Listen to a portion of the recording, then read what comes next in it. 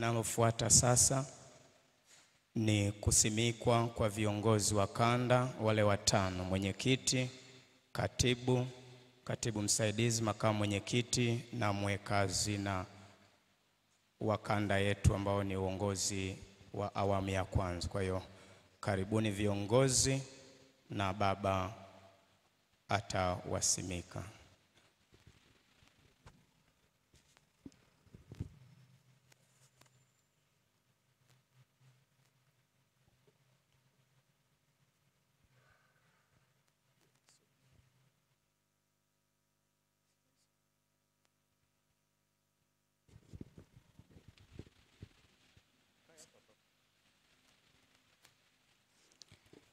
Viongozi wa Umoja wa Makatekista Kanda ya Mashariki ambao leo wataweka ahadi zao mbele ya kanisa ya kupokea uongozi na kuahidi kutumikia kwa mafaa ya mapana na umoja wa kanisa zima.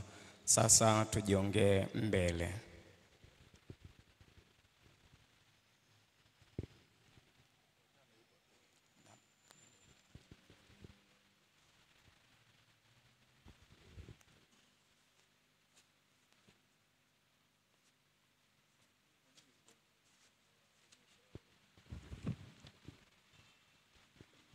Ndugu zangu, nawauliza, je, mnaelewa kwamba kiongozi katika kanisa la Mungu anatakiwa kuwa wa kwanza kutimiza kwa vitendo yale yanayoazimiwa?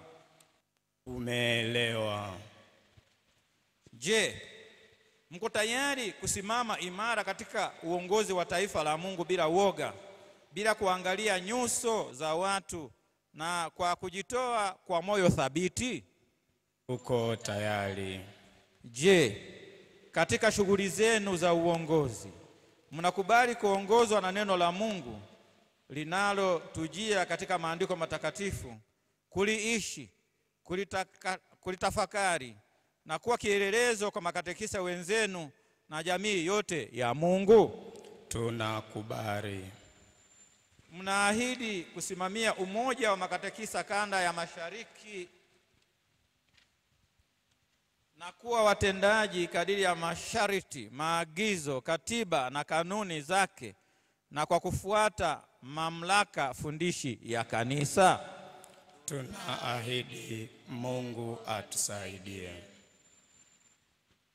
Basi sasa mtuthibitishie ahadi zenu.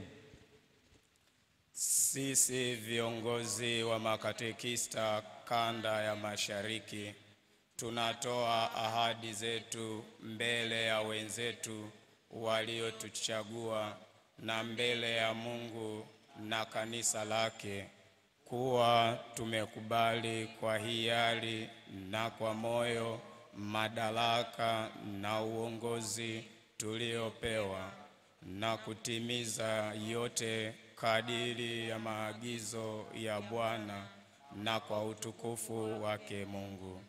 Tangu leo tuko tayari, nguvu zetu, akili zetu na moyo wetu pamoja na vipaji vyetu vyote kwa ajili ya kuwahudumia makatekista wenzetu.